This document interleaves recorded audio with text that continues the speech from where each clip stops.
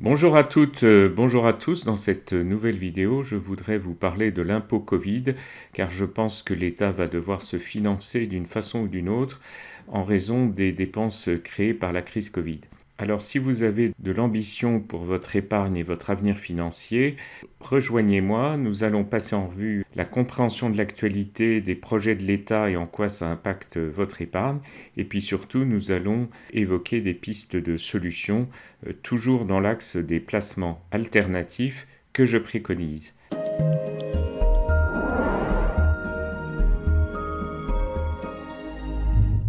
Alors l'impôt Covid, je prétends qu'il arrive masqué parce que pour le moment, on n'en parle pas, il y a des ballons d'essai, il y a des pistes qui sont évoquées. Passons-les en revue.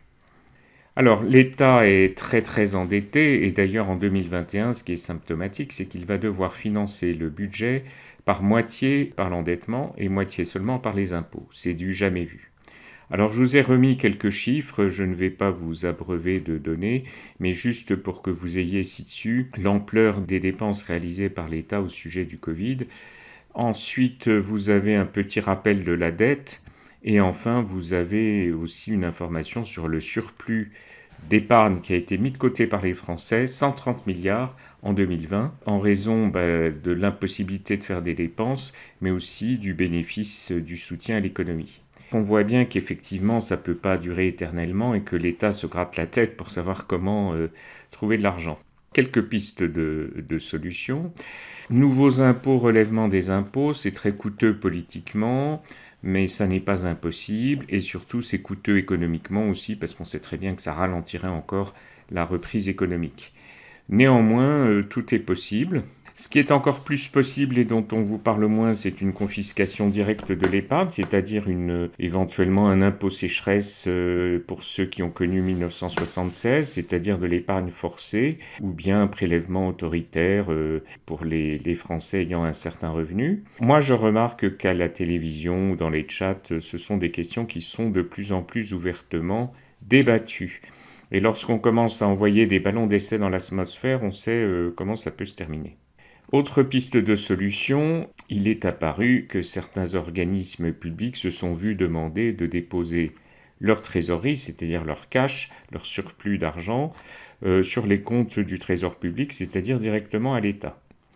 Alors je prends l'exemple du fonds de garantie des dépôts et de résolution. Alors c'est quoi cette bête-là ? Le FGDR, c'est un fonds qui a été créé pour que les banques cotisent et déposent de l'argent en cas de faillite de l'une d'entre elles. Alors j'en ai parlé dans d'autres vidéos, notamment sur la santé des banques. Ce fonds de garantie et de résolution, il a donc sous le pied 5 milliards d'euros et l'État lui demande de déposer cette trésorerie directement chez lui. Je rappelle au passage que ce fonds de garantie assure 0,5% en fait du montant des dépôts en France. Je dis ça en passant pour votre épargne parce que un certain nombre de personnes pensent qu'il faut effectivement se débancariser et ne pas croire que la santé des banques est excellente. Autre piste de solution, bien sûr on peut le souhaiter tous, la relance de l'économie. Et puis une solution qui va avec, c'est la reprise de l'inflation. Alors vous allez me dire, la reprise de l'inflation, on la voit déjà depuis plusieurs années dans les produits alimentaires. Le coût de la vie augmente et votre monnaie se déprécie, vous le savez très bien, mais quelque part, globalement, les raisonnements ne sont pas tenus jusqu'au bout. Si on tient les raisonnements jusqu'au bout, on va plus loin. Alors j'ai pas affiché un saint, là je viens d'afficher Biden. Et Biden, à son arrivée à la Maison-Blanche, prévoit un plan de relance colossal de 2000 milliards de dollars. Et ce plan de relance colossal, il se ferait par ce qu'on appelle l'hélicoptère-monnaie, c'est-à-dire on crée de la monnaie ex nihilo, et puis on la balance sur les gens en leur faisant un chèque. Donc ils reçoivent 2000 dollars chacun a priori. Alors ça a pour but de relancer l'économie, ça peut au passage relancer l'inflation. Alors c'est pas mal l'inflation parce qu'au passage ça allège le poids des dettes, c'est un peu mécanique, mais c'est une sorte de drogue. Les effets pervers, moi je les dénonce et je ne suis pas le seul, puisque vous avez Jean-Marc Sylvestre que j'ai présenté dans la précédente vidéo, qui parle de faillite, de fuite en avant et de crash bancaire possible.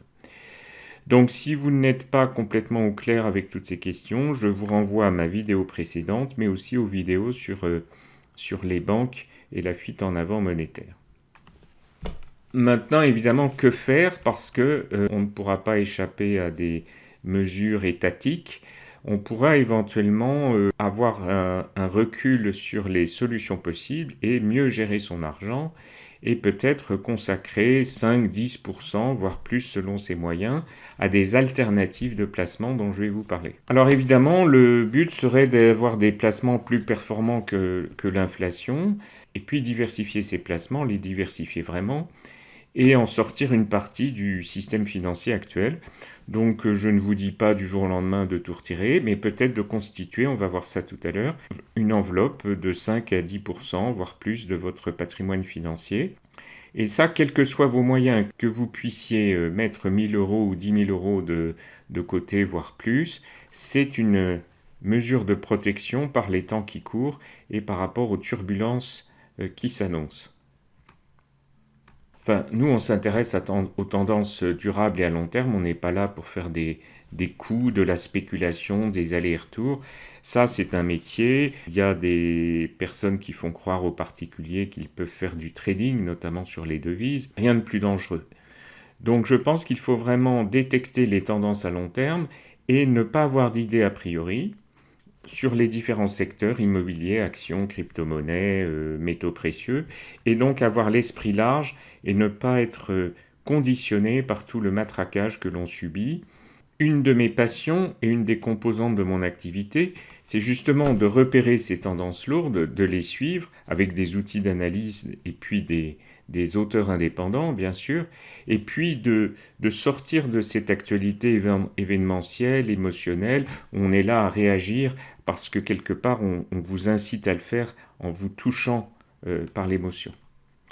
Le prochain cycle à jouer pour les personnes qui sont indépendantes et initiées, c'est le cycle des matières premières, des ressources naturelles, des alternatives au système financier actuel.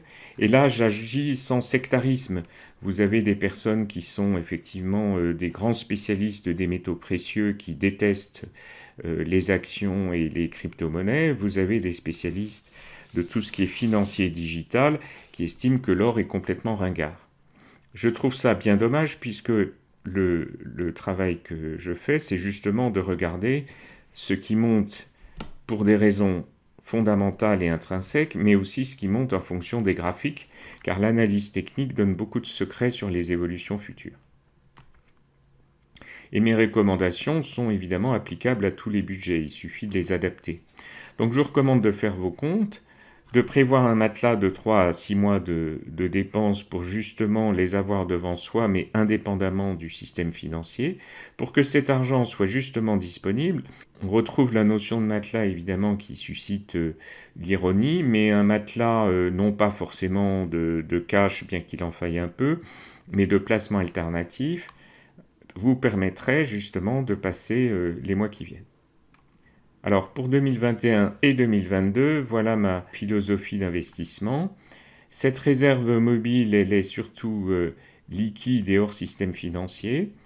Ces placements alternatifs dont je parle, eh bien, ils sont dopés par la crise financière. Et puis, on peut y mettre une part d'épargne encore plus forte pour ceux qui sont ambitieux ou qui aiment un peu plus le risque. Et là, ça dépend vraiment de votre profil psychologique et de vos moyens. Alors pourquoi faire tout ça? Parce que vous aurez un accès direct à des réserves d'argent. Imaginons une crise bancaire, on peut toujours l'imaginer. Vous aurez des performances qui sont en ce moment totalement jouées et anticipées par des grandes institutions. Alors des fonds de pension, des banques, des grands investisseurs qui ne vous ont absolument pas attendu pour investir sur ces marchés alternatifs. Et puis, l'offre de services des fournisseurs de ces placements est totalement digitalisée. Autrement dit, contrairement à une idée reçue, vous pouvez faire ça depuis votre salon, depuis chez vous et tous les jours si vous voulez.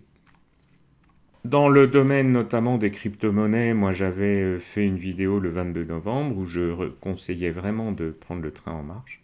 Et puis ce train en marche à 18 522 novembre, il est allé bien au-delà des 35 000 dollars dont je parlais.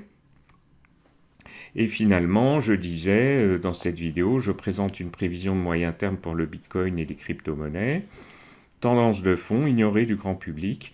Et effectivement, hier, le 16 janvier, un article dans Coin Tribune a rappelé que les fonds de pension investissent dans le Bitcoin.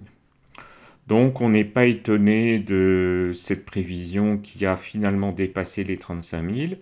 Et ma prochaine prévision est que les crypto-monnaies vont avoir une très très belle année 2021. Là encore, c'est une idée reçue de penser qu'elles sont parfaitement inaccessibles aux particuliers et je peux vous aider justement à savoir comment faire sur le plan pratique et quelle crypto-monnaie choisir.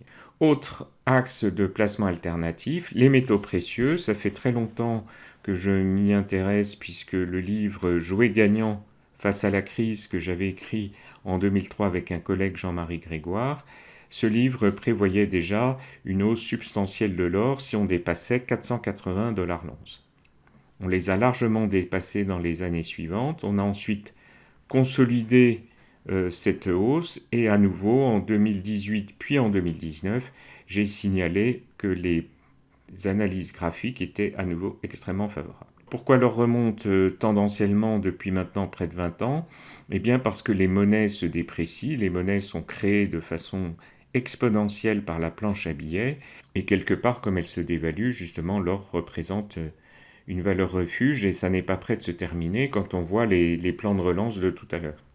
Ce ne sont pas les derniers. Bien sûr, là encore, des investisseurs indépendants, comme Warren Buffett qui a changé d'avis il y a un an à peine sur l'or, investissent, eux, des fonds très importants, mais il y a aussi des banques centrales, notamment en Russie, en Chine et bien d'autres pays, qui se sont prémunis des dévalorisations et qui achètent de l'or. Là encore, avec Internet et des bons fournisseurs, vous pouvez le faire vous-même de façon vraiment très aisée maintenant. Si vous voulez aller plus loin dans la mise en pratique de ces recommandations, les adapter à votre situation personnelle, contactez-moi, demandez-moi des informations par mail et d'autre part, si vous avez apprécié cette vidéo, n'oubliez pas de me mettre un commentaire et un pouce bleu, c'est très utile pour le référencement et la poursuite de mes activités. Je suis totalement indépendant comme je l'ai déjà rappelé et donc je suis à votre seul service. Merci de votre attention, à bientôt.